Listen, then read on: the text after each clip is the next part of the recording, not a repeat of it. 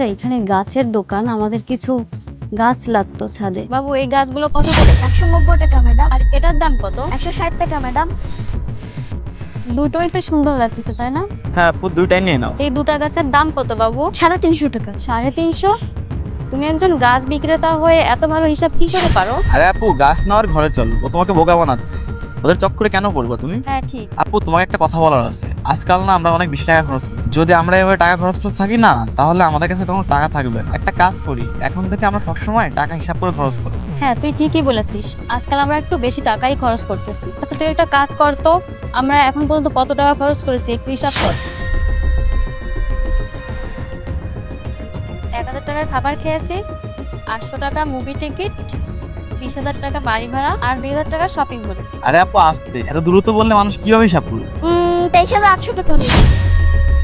তোমার কাছে কি কেউ শুনতে চাইছে? দেখছো না বড় কথা বলতেছে? তুমি কি জানো না, যখন বড় কথা বলে তাদের মধ্যে কথা বলতে হয় না? তুমি তোমার কাজ করো। স্যার, আমি তো এমনিই বলছিলাম। আরে কি এমনি বলছো? তোমাকে না চুপ করে থাকতে বললাম? এমনি খরচ না, মাথা খারাপ আছে।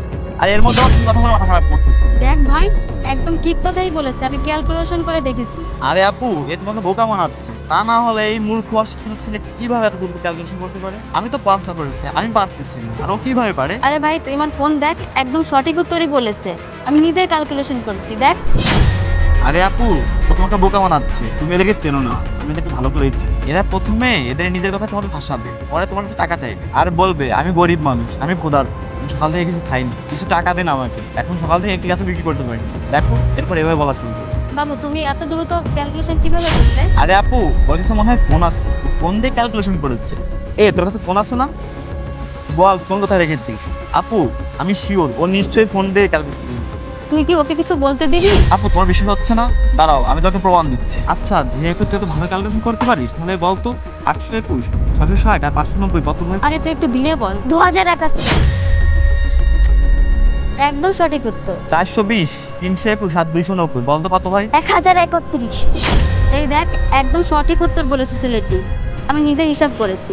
আরে এটা কিভাবে সম্ভব? এক মিনিট, একবার বলো তো যে 660, 3090 আর 821 বলতো কত হয়?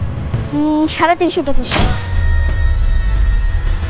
এই দেখ, একদম সঠিক উত্তর বলেছে ছেলেটি। এখনো কি তোর কিছু বলার আছে নাকি চুপ করবি? আচ্ছা, একটা কথা বলো তো, তুমি তো কখনো স্কুলে যাও নাই, তাহলে তো দ্রুত কিভাবে ক্যালকুলেশন করো? আপনারা তো আমাদেরকে এভাবেই দেখেন, আপনারা তো আমাদের কাপড় দেখে বিচার করেন। আমিও তো পড়তে চাই, কিন্তু স্যার আমাদের পরিস্থিতির জন্য আমরা পড়তে পারি না। তাই আমি এই রাস্তার পাশে বসে পড়াশোনা করি। তাই আমার পরিস্থিতি আমাকে সামনে আগতে দিচ্ছে না। তা না হলে আমরা পড়াশোনা করি অনেক শিক্ষিত হতে পারি। আই এম সরি, আমি দুঃখিত ছোট।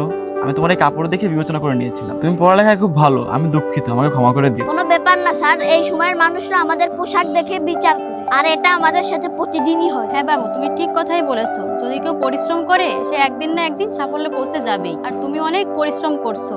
তুমি এভাবেই পরিশ্রম করে যাও, অনেক উপরে পৌঁছে যাবে তুমি।